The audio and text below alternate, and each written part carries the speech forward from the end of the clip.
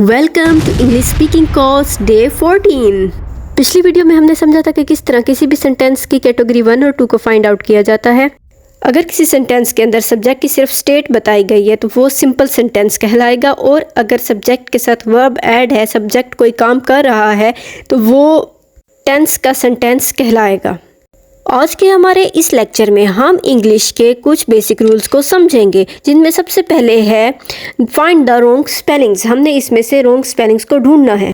आप लोगों को स्क्रीन के ऊपर एक टेबल शो हो रहा होगा, यहाँ पे फर्स्ट से लेके 12 तक की काउंटिंग लिखी हुई है। हम इसमें से रॉन्ग स्पेलिंग्स को ढूंढते हैं। फर्स्ट के भी ठीक हैं, सेकंड के भी ठीक हैं, थर्ड के भी ठीक है, लेकिन फोर्थ के गलत है, क्योंकि FOURTH फोर्थ के ठीक स्पेलिंग है।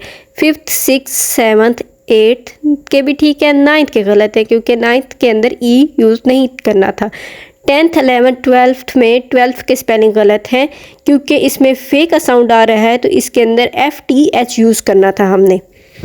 इसी तरह हम कुछ और स्पेलिंग्स को देखते हैं। स्क्रीन के ऊपर एक चार्ट शो हो रहा है जिसके अंदर 40 English, split, half, minus, plus और totally, really, finally, locally, fresher और उशर, गेस्चर, क्रशर, फ्लैशर और बैलेंस के स्पेलिंग लिखे हुए हैं। इसके अंदर से आपने फाइंड आउट करना है कि कौन से स्पेलिंग करेक्ट है, और आप कमेंट बॉक्स में बता भी सकते हैं कि क्या स्क्रीन पे शो होने वाले स्पेलिंग करेक्ट हैं या गलत है। स्पेलिंग्स को करेक्ट करने के बाद हमें अपने कोर्स के अंदर अपनी प्रोनंसिएशन को भी सेट करना है, क्योंकि हमारी डेली स्पीकिंग के अंदर प्रोनंसिएशन का एक बहुत अहम रोल है। आप लोगों को स्क्रीन के ऊपर कुछ वर्ड्स शो हो रहे हैं जिसके साथ उनके प्रोनंसिएशन रूल्स भी लिखे हुए हैं। जैसे फर्स्ट वर्ड है उसको शार्कोट्रिक कह के प्रोनाउंस करना है, सेकंड वर्ड है कोलोक्वलिज्म, थर्ड इज़ डेमओगोग, तो fourth one is factious, fifth one is grandiloquent, 6 is move. उसके बाद हमारे पास है पुलक्रिट्यूड, उसके बाद हमारे पास है सक्सेसफुल, उसके बाद हमारे पास है ट्रोकुलेंट, और लास्ट वन है वेसेस्टिट्यूड। मंथ्स को कुछ इस तरह से प्रोनाउंस करना है, जनवरी, फरवरी, मार्च, अप्रैल, मई, जून, जुलाई, अगस्त, सितंबर, अक्टूबर, नवंबर, दिसंबर। इस तरह से हफ्ते के दिनों को इस तरह से प्रोनाउंस करेंगे, Monday, Tuesday, Wednesday, Thursday, Friday, Saturday and Sunday. हमें डेली अपनी प्रोनंसिएशन, अपने स्पेलिंग्स, अपनी वोकेबलरी के ऊपर वर्क करना है, ताकि हम अपनी इंग्लिश को और बेहतर से बेहतरीन बना सकें। चलिए सीखते हैं कि अपोस्ट्रोफी का इस्तेमाल कब, कहाँ और कैसे करना है। हम किसी भी शख्स या चीज़ या जगह की मलकियत के लिए अपोस्ट्रोफी का इस्तेमाल करते हैं। जिस तरह नेहा की बहन को हमने नेहाज सिस्टर, यहाँ हमने अपोस्ट्रोफी लगा के S लिखा है ताकि शो हो कि इसकी मलकियत है, यानी उसकी कुछ लगती है।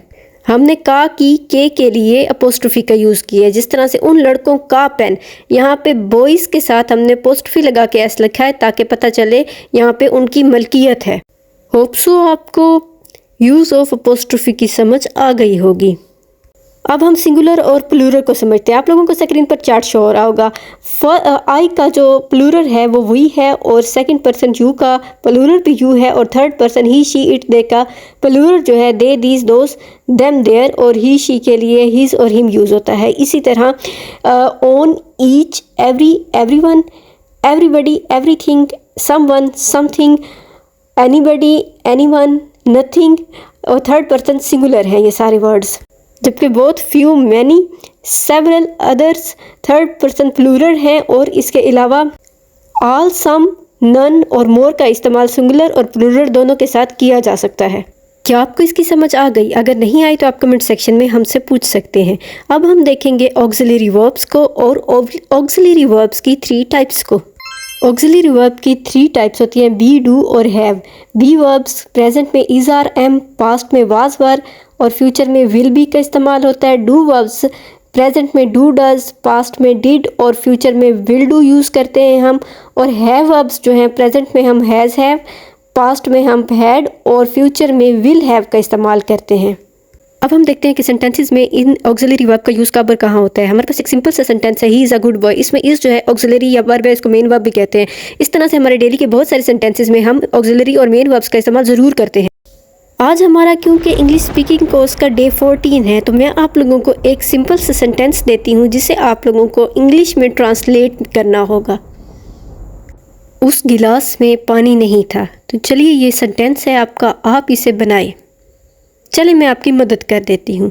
हम इसे बनाते हैं इस तरह से कि सबसे पहले मैंने कहा that glass does not have water, तो मेरे ख्याल से ये भी ठीक है। अब मैं कहती हूँ that glass had no water, तो ये भी ठीक है। अगर मैं कह दूँ there is no water in that glass, तो वो भी ठीक है। अगर मैं कह दूँ ऊपर वाले सारे ठीक है, तो वो भी ठीक हो जाएगा। चले एक और एग्जाम्पल को देख लेते हैं हम। ये सेंटेंस है, उस डब्बे में 2 पेन नहीं थे। अब इसको अगर इंग्लिश में ट्रांसलेट करें तो किस तरह से करेंगे?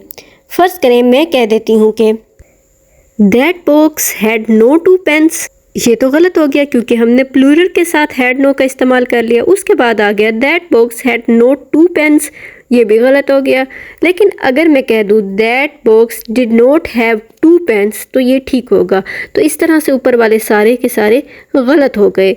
इस तरह से आपको अपनी डेली प्रैक्टिस में 2 से 3 सेंटेंसेस लेने हैं और उनको समझना है। क्या आपको इन सेंटेंसेस की समझ आई है?